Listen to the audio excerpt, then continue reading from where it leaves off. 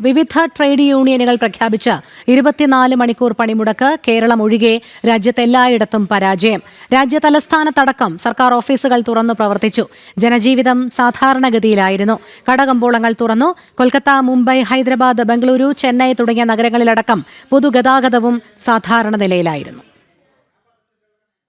പ്രതിപക്ഷ ട്രേഡ് യൂണിയനുകൾ ചേർന്ന് അഖിലേന്ത്യാ പണിമുടക്കാണ് പ്രഖ്യാപിച്ചിരുന്നതെങ്കിലും കേരളം ഒഴികെ എവിടെയും പണിമുടക്ക് ബാധിച്ചില്ല. രാജ്യതലസ്ഥാനത്തെ മുഴുവൻ മന്ത്രാലയങ്ങളും തുറന്നു പ്രവർത്തിച്ചു. സ്കൂളുകൾ, സംസ്ഥാന സർക്കാർ ഓഫീസുകൾ തുടങ്ങി പൊതുജനങ്ങൾക്ക് സേവനം നൽകേണ്ട സ്ഥാപനങ്ങളെല്ലാം സാധാരണ നിലയിൽ തന്നെ പ്രവർത്തിച്ചു.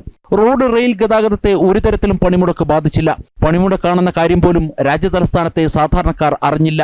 ബംഗളൂരു നഗരം സാധാരണ നിലയിലായിരുന്നു. IT സ്ഥാപനങ്ങളെല്ലാം തുറന്ന് പ്രവർത്തിച്ചു. വാഹന ഗതാഗതവും സാധാരണ നിലയിൽ. കൊൽക്കത്ത നഗരത്തിൽ ചില ട്രേഡ് യൂണിയനുകൾ ചേർന്ന് പ്രതിഷേധം സംഘടിപ്പിച്ചതൊഴിച്ചാൽ പണിമുടക്ക് പശ്ചിമബംഗാൾ ജനതയെ ബാധിച്ചില്ല. മഹാരാഷ്ട്രയിലെ മുംബൈയിലും ട്രേഡ് യൂണിയനുകൾ പ്രകടനം നടത്തി. ഹൈദരാബാദിലും ചെന്നൈയിലും ധർണകളും പ്രകടനങ്ങളും ഒഴികെ പണിമുടക്ക് ജനങ്ങളെ ബാധിച്ചില്ല.